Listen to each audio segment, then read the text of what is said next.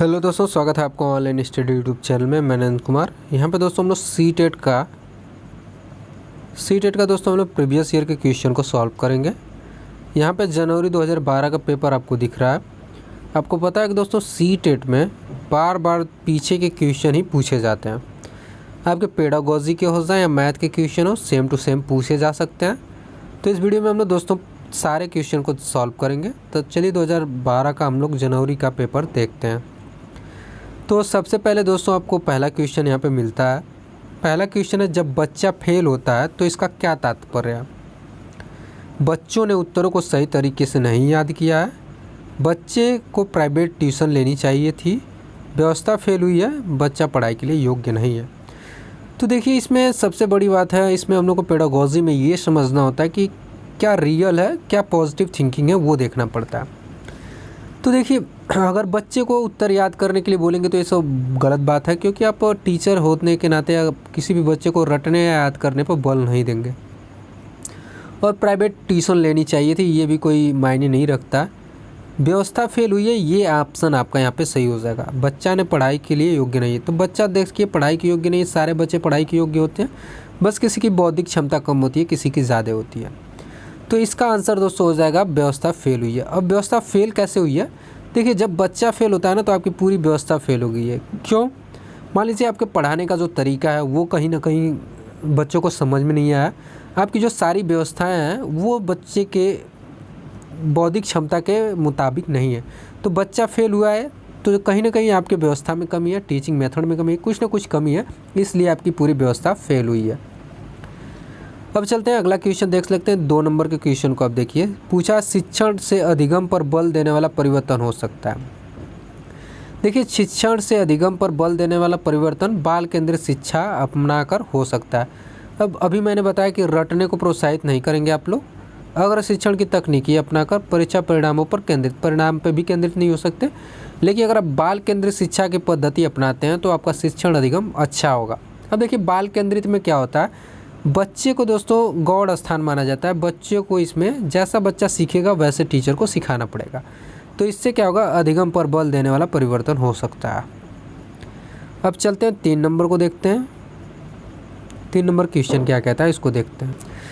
3 number के question में पूछा गया है, बीजों का अंकुरण संकल्पना के शिक्षण को सबसे प्रभावी पद्धति है। अब देखिए बीजों का अंकुरण पढ़ा रहा है कोई शिक्षक है, वो बीजों का अंकुरण पढ़ा रहा है। तो इसमें से कौन सा जो कि ऑप्शन सबसे अच्छा होगा? विद्यार्थी द्वारा पौधे के बीज बोना और उसके अंकुरण के चरण अवलोकन करना, ये वाला सही होगा। या सैंपल पर चित्र बनाना और वर्णन करना, बीज की वृद्धि के लिए चित्र दिखाना, विस्तृत व्याख्या करना।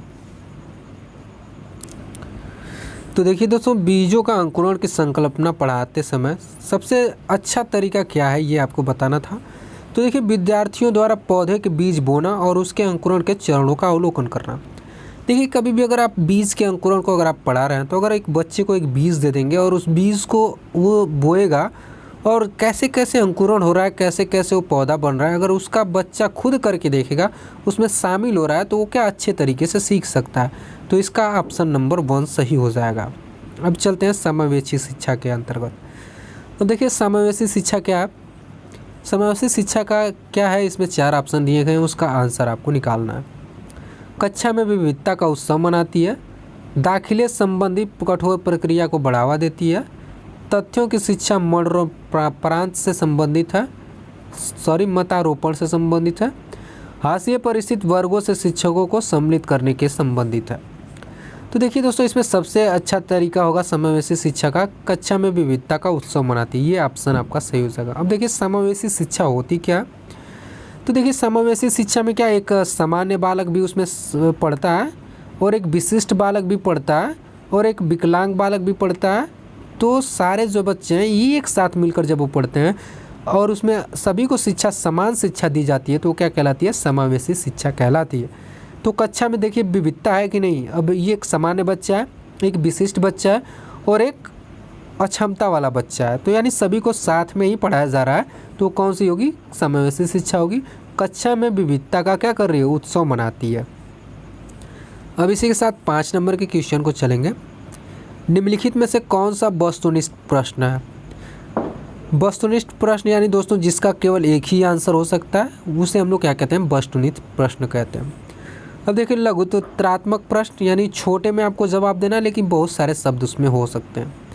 मुक्त अंत वाला प्रश्न, सत्य असंत और निबंधात्मक।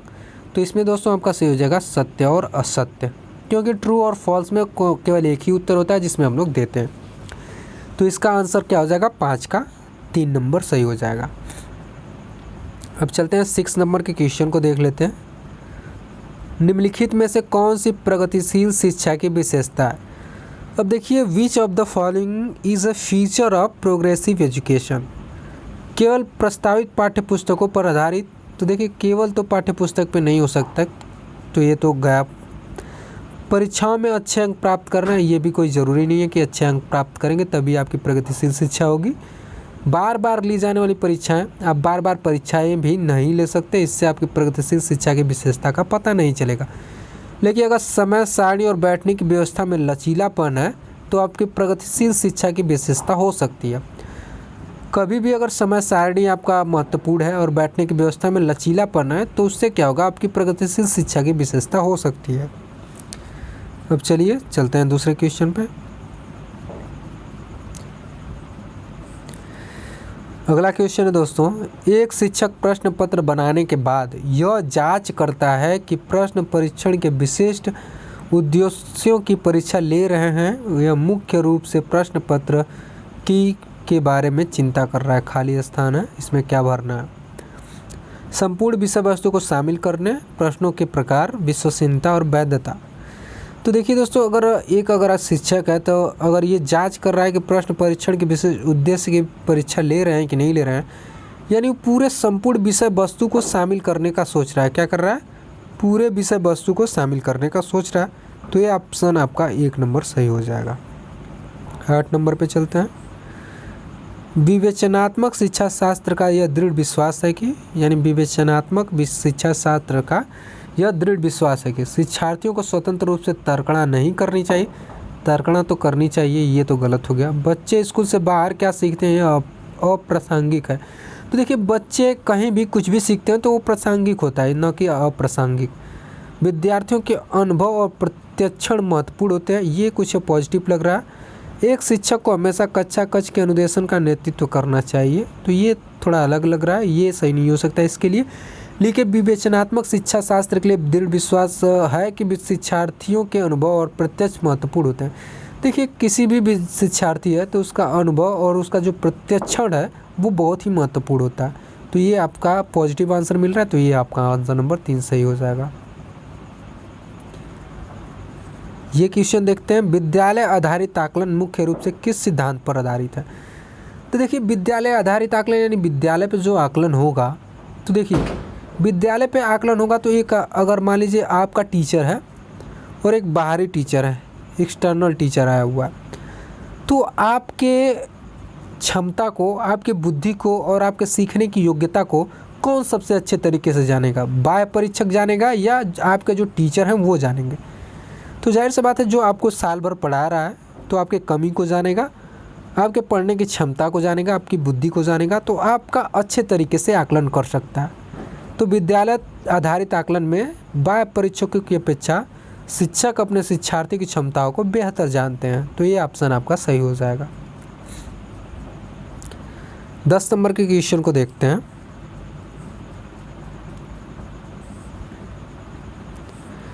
चलिए 10 नंबर क्वेश्चन को देखते हैं। यहाँ पे 10 नंबर क्वेश्चन क्या है।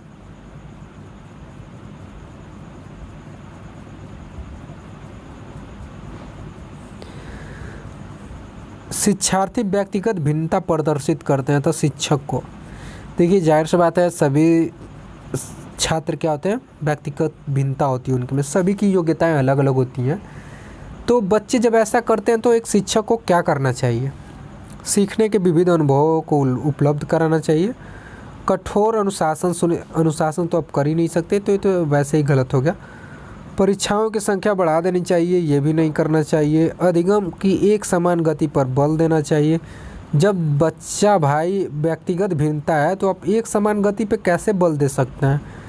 एक कोई बच्चा कम सीख रहा है, कोई बच्चा जल्दी सीख रहा है, तो अगर आप एक समान गति से पढ़ाएंगे तो जो कम बच्चा सीख रहा है वो तो छूट जाएगा ना। तो उसके लिए आपको क्या करना चाहिए, सीखने के विविध अनुभवों को उपलब्ध कराना चाहिए। तो ये ऑप्शन आपका सही हो जाएगा। अगला क्वेश्चन है, निम्नलिखित में से कौन सा विकास का सिद्धांत है। तो देखिए विकास का सिद्धांत के बारे में बात कर रहा है यहाँ पे।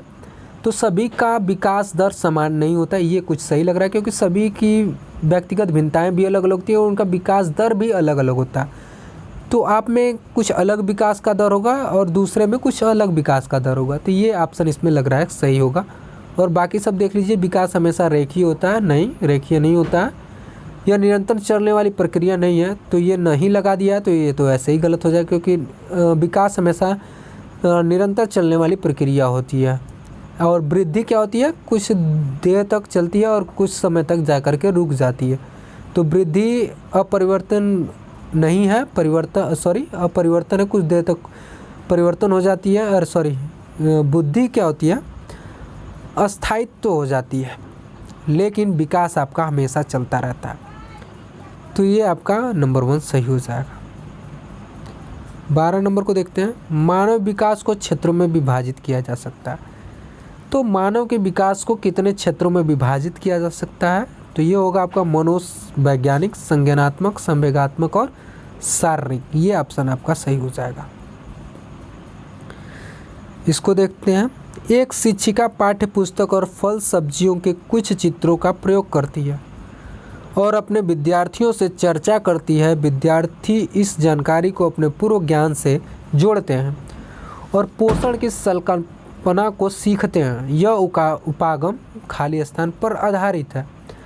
अब देखिए दोस्तों क्या कर रही है, शिक्षिका पिछले अध्याय को नए अध्याय से जोड़ रही है। तो क्या कर रही है, पुनर्बलन के सिद्धांत को अपना रही है। तो क्या होगा आपका पुनर्बलन का सिद्धांत। 14 नंबर के क्वेश्चन को देख लेते हैं, ये क्या कहता है, जब बच्चे की दादी उसे उसकी माँ की गोद से लेती है तो बच्चा रोने लगता है। बच्चा खाली स्थान के कारण रोता है। देखिए सामाजिक दुश्चिता, संवेगात्मक दुश्चिता, अजनबी दुश्चिता और वियोग दुश्चिता। तो जो लोग इसमें संवेगात्मक दुश्चिता का ध्यान दे रहे थे वो इसमें आंसर सही हो जाएगा, क्योंकि रोना, भूख लगना ये सब हमारी क्या है, संवेग है। तो संवेग के कारण ही बच्चा रोने लगता है। अब 15 नंबर के क्वेश्चन को देखते हैं, शिक्षा के संदर्भ में समाजीकरण से तात्पर्य है। तो देखिए शिक्षा के क्षेत्र में समाजीकरण से क्या तात्पर्य है आपको बताना। तो देखिए सामाजिक वातावरण में अनुकूलन और समायोजन, सामाजिक मानदंडों का सदैव अनुपालन करना, अपने सामाजिक मापदंड बनाना, समाज में बड़ों को सम्मान करना। तो देखिए समाजीकरण वास्तव में होता क्या है, तो समाजीकरण दोस्तों सामाजिक वातावरण में अनुकूलन और समायोजन। समाज में जो चल रहा है रीत प्रीत या जो भी हो समाज में अगर चल रहा है तो उसके साथ आपको क्या करना पड़ेगा, समायोजन करना पड़ेगा।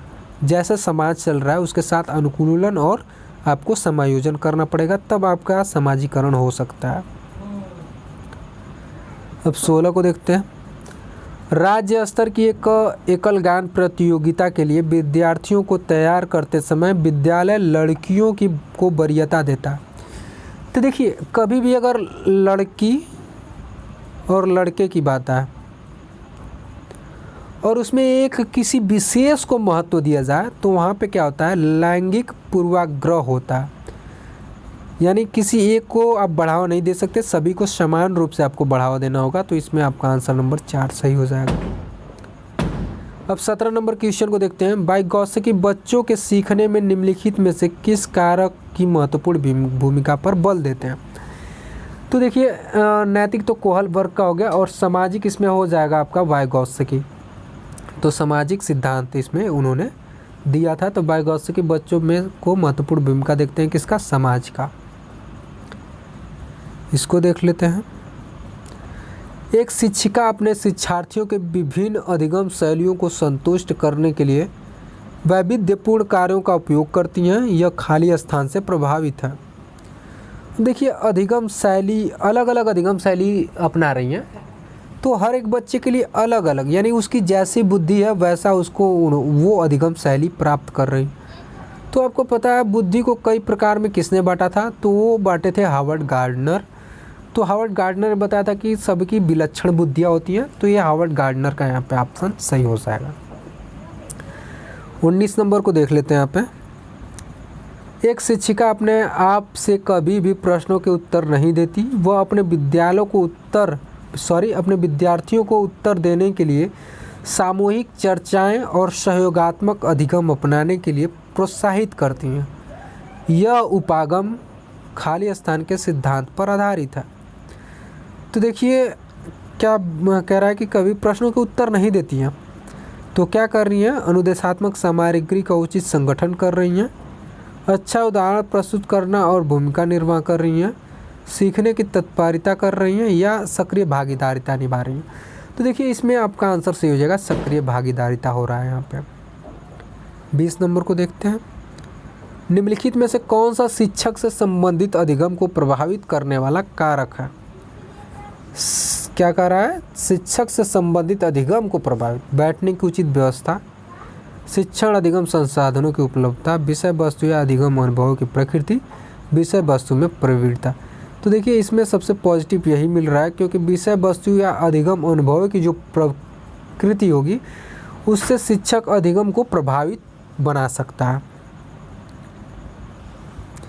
तो देखिए दोस्तों, अगर आप वीडियो अभी तक देख रहे हैं तो मैं पक्का बता देता हूँ कि अगर आप प्रीवियस ईयर के जितने सारे हैं क्वेश्चन अगर आप सॉल्व कर लेते हैं तो आपको सीटेट क्रैक करने से कोई नहीं बचा सकता, क्योंकि सीटेट में भाई साहब हमेशा क्वेश्चन यहीं से आते हैं। क्योंकि जितने सारे क्वेश्चन हैं प्रीवियस ईयर से क्वेश्चन अगर आप 1 या 2 साल का बस हल करके देखिए, फिर अगले साल को आप उठा के देखिए, आपके जो है कि सेम मिलते जुलते दिखेंगे। तो बहुत सारे क्वेश्चन दोबारा दोहरा ही दिए जाते हैं। तो यहाँ पे अगला क्वेश्चन देखते हैं। कोहल वर्ग के अनुसार शिक्षक बच्चों में नैतिक मूल्यों का विकास कर सकता है। देखिए अगर आप कोहल वर्ग का नैतिक विकास के बारे में जानते हैं तो बच्चों को शिक्षक नैतिक मूल्यों का विकास कैसे कर सकता है, तो उसको नैतिक मुद्दों में आधारित चर्चाओं में उसे अगर शामिल करेगा तो बच्चा उसमें प्रत्यक्ष रूप से भाग लेगा और उसमें चर्चाओं में शामिल होकर के नैतिक मुद्दों को अच्छे तरीके से सीख लेगा। तो आपका आंसर नंबर 3 सही हो जाएगा। अब 22 को देखते हैं। छोटे शिक्षार्थियों को कक्षा कक्ष में समवयस्कों के साथ अंतःक्रिया करने के लिए प्रोत्साहित करना चाहिए, जिससे वे एक दूसरे से प्रश्न उत्तर सीख सकें, पाठ्यक्रम को बहुत जल्दी पूरा कर सकें, वे पढ़ने के दौरान सामाजिक कौशल सीख सकें, शिक्षक कक्षा कक्ष को बेहतर तरीके से नियंत्रित कर सकें।